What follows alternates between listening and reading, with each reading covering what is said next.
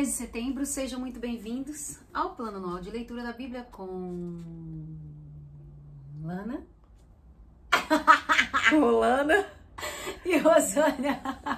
Eu fui proposital. Foi? Você sabe que foi. Olha só, isso aqui é uma só carne. Mas foi proposital sim, tá bom? Tá Vamos bom. lá. Nós vamos ler Ageu, do capítulo 1 ao capítulo 2. 2 hoje. Olha, menor ainda do que Sofonias.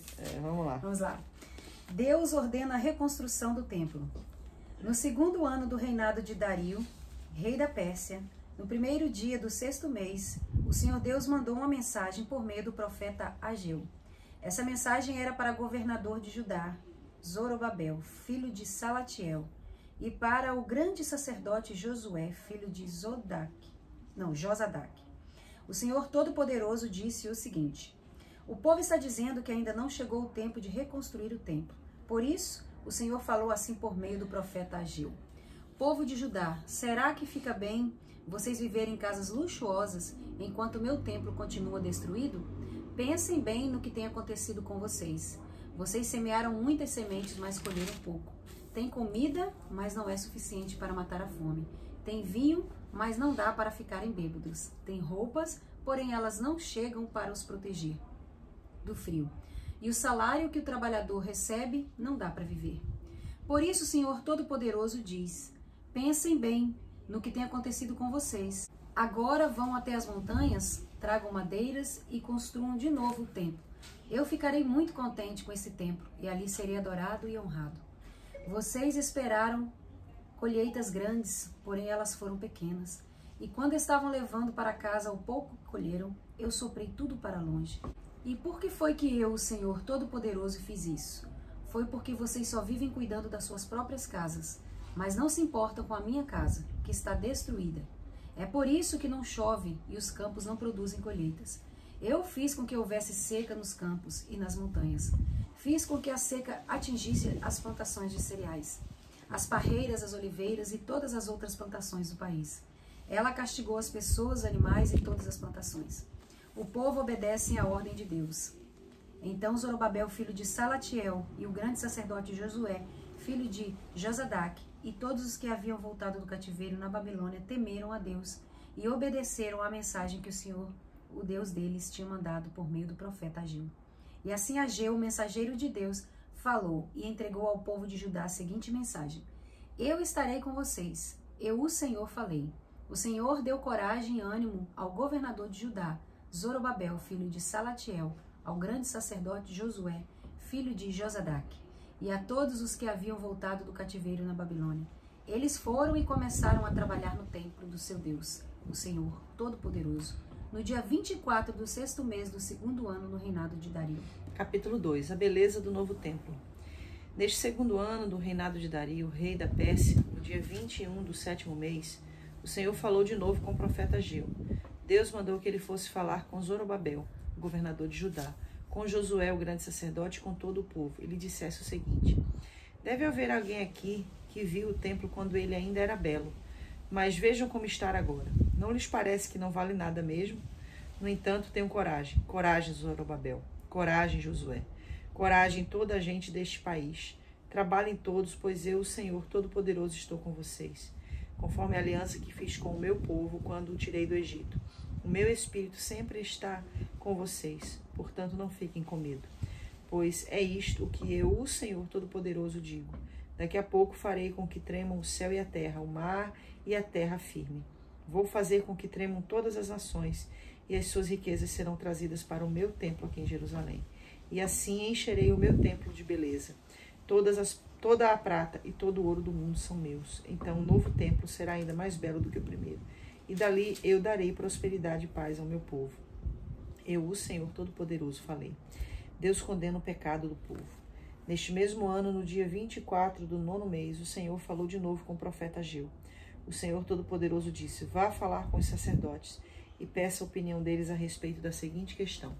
Suponha que alguém esteja levando na dobra da sua capa um pedaço da carne que foi oferecida em sacrifício a Deus. Então, se a capa tocar num pão, ou num cozido, ou em vinho, ou em azeite, ou em qualquer outra comida, isso quer dizer que essas coisas também ficarão puras? Ageu fez a pergunta e os sacerdotes disseram que não. Aí Ageu perguntou aos sacerdotes: e se alguém ficou impuro por ter tocado num defunto e depois tocar em qualquer uma daquelas comidas, isso quer dizer que elas também ficam impuras? Os sacerdotes responderam: sim, elas ficam impuras. Então Ageu disse: o Senhor diz que é exatamente isso que acontece com esse povo. Para Deus são impuros todo o povo deste país, tudo o que eles fazem, todos os sacrifícios que são oferecidos no altar. Deus promete abençoar o povo. O Senhor Deus diz: pensem bem em tudo o que aconteceu desde aquele dia, antes de vocês terem começado a construção do templo. O que é que acontecia? Se alguém ia até um depósito procurando 200 quilos de trigo, encontrava só 100 quilos. Se fosse até o lugar onde se faz vinho querendo 100 litros, se encontrava somente 40. Eu os castiguei com ventos muito quentes, com praga nas plantas e com chuvas de pedra, e assim destruí todas as suas plantações. Mas mesmo assim vocês não voltaram para mim. Hoje mesmo, no dia 24 do 9º mês, vocês acabaram de construir o alicerce do templo. E vejam bem o que vai acontecer daqui em diante. Mesmo que agora não haja trigo nos depósitos, mesmo que as parreiras, as figueiras, as romãzeiras e as oliveiras não tenham produzido nada, de hoje em diante eu os abençoarei. A promessa de Deus a Zorobabel. Naquele mesmo dia, o dia 24 do 9º mês, o Senhor falou de novo com Ageu e mandou que ele dissesse a Zorobabel, o governador de Judá, o seguinte: eu vou fazer tremer o céu e a terra, vou derrubar os tronos dos reis e acabar com o poder de todos eles. Vou destruir os carros de guerra e os que andam neles, e os cavalos também morrerão. Os cavaleiros matarão uns aos outros, e quando aquele dia chegar, eu farei com que, em meu nome, você governe o meu povo, pois você é o meu servo escolhido. Eu, o Senhor Todo-Poderoso, falei.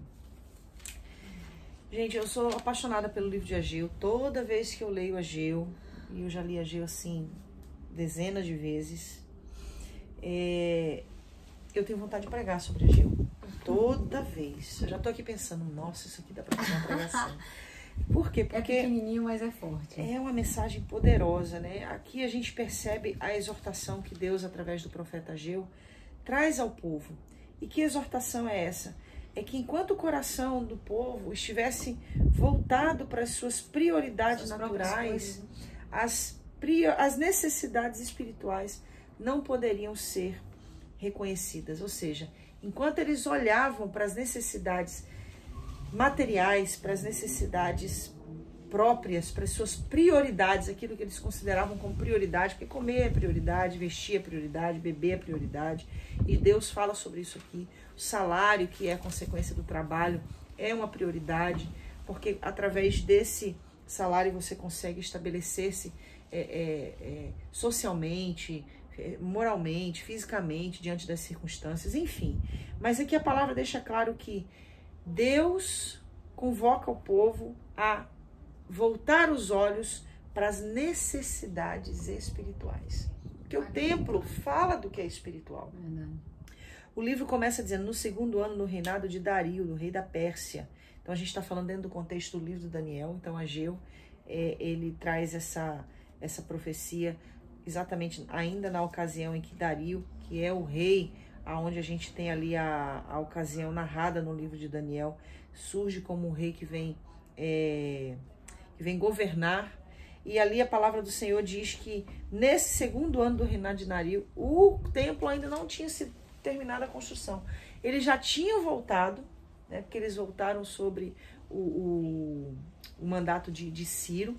Então eles já tinham voltado e tinham começado a fazer a reconstrução, mas pararam de reconstruir. O templo ficou 16 anos parado, porque eles diziam que não era tempo de reconstruir. Era tempo deles reconstruírem as casas deles, era tempo deles fazerem o que eles queriam para suas vidas pessoais, mas não era tempo de fazer a obra de Deus, não era. E aí o Senhor diz, é por isso que vocês plantam e não colhem, vocês comem e não se fartam, vocês bebem e não conseguem ficar embriagados, porque tudo que vocês fazem, eu realmente não tenho deixado prosperar. A gente pode trazer rapidamente, dando uma vírgula, trazer isso também para o outro âmbito, né? O âmbito de relacionamentos, âmbitos além de coisas materiais, sim, coisas sentimentais, por exemplo. A gente percebe às vezes muitos relacionamentos em crises, né? Muita crise, a geração, isso é geracional. Geracional. Então, a gente vê muitas pessoas, não, eu vou cuidar primeiro do meu casamento, eu vou cuidar da minha casa, eu vou formar meus filhos. Como a gente ouve isso? Eu vou ter tempo com a família, né? E eu acho que eu e você somos as pessoas que eu conheço, até aqui na minha vida, que mais valoriza a família. A gente valoriza, tipo, 1000%. Eu acho que é muito importante. Mas esse valor à família, aquilo que nós temos no sentimental, no espírito, no pessoal, ela vem dessa compreensão de que está totalmente linkado ao valor que nós damos primeiro às coisas de Deus. É assim que eu entendo e eu posso dizer por mim mesmo. Talvez, não sei se você vai concordar ou não comigo, você que está assistindo, mas eu posso dizer por mim mesma que essa experiência, ela é uma experiência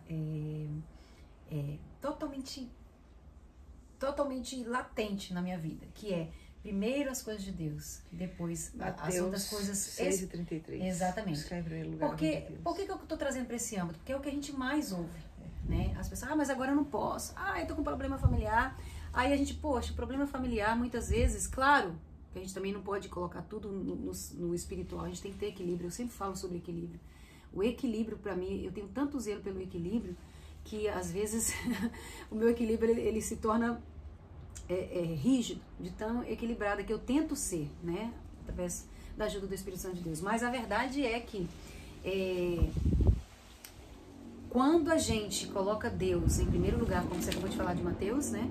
A gente tem essa movimentação espiritual na nossa casa, nos nossos relacionamentos, no nosso casamento, né? Na comunhão com os nossos filhos, ou em sonhos pessoais mesmo. Por que eu tô dando esse adendo? Porque as pessoas trazem muito no literal. Na verdade, a gente corre esse risco sempre de trazer a palavra de Deus muito literal. E por isso que a gente vê tantas pessoas se perdendo, tantas pessoas alienadas, mesmo tendo hoje a Bíblia, né? Como olha só isso aqui. Ele fala aqui, ó, versículo 6 do capítulo 1. Vocês semearam muitas sementes, mas escolheram pouco. Tem comida, mas não é o suficiente para matar a fome. Tem vinho, mas não dá para ficarem bêbados. Tem roupas, porém elas não chegam para os proteger do frio. E o salário que o trabalhador recebe não dá para viver. Ou seja, o que ele está dizendo aqui? O que Deus está dizendo para o povo? Que enquanto eles investirem nas necessidades naturais e básicas do dia a dia, nada do que eles fizerem vai gerar a satisfação espiritual que somente colocar Deus e a vida, o nosso relacionamento com Deus. Você complementou exatamente aquilo. Como a base, né? Nosso relacionamento com Deus como prioridade. A partir daí, tudo que eu fizer. Ele não está dizendo que eles não vão ter. Sim, vocês vão ter. Mas nunca vai ser satisfeito. Vocês nunca vão estar satisfeitos. E mesmo que tenha muito, não estarão satisfeitos. Não se satisfarão. Mas com essa compreensão de Deus, tendo pouco, estarão satisfeitos. Sim. E será muito. Se tiver com Deus. Exatamente. Mas essa é a compreensão que o livro de Ageu está nos trazendo. Que traz, exatamente. Realmente é outra lição que nós aprendemos hoje. Né? E aqui ele diz aqui no capítulo 1 também, versículo 13. E assim Ageu, mensageiro de Deus, falou e entregou ao povo de Judá a seguinte mensagem: eu estarei com vocês, eu, o Senhor, falei. Ou seja, onde houver a decisão de restauração espiritual, o envolvimento de Deus é certo. Ou seja, quando o povo se dispõe a se levantar para reconstruir o templo, ele se dispõe a trazer essa realização, essa satisfação. Ou seja, quando você se dispor, quando eu me dispor, quando a gente se dispor a pensar nele primeiro. A satisfação ela vai ser simplesmente uma recorrência, uma consequência daquilo que nós somos em Deus. Essa é a verdade bíblica. Livro poderoso de Ageu. Fica com essa palavra. Que Deus te abençoe e até amanhã em Zacarias.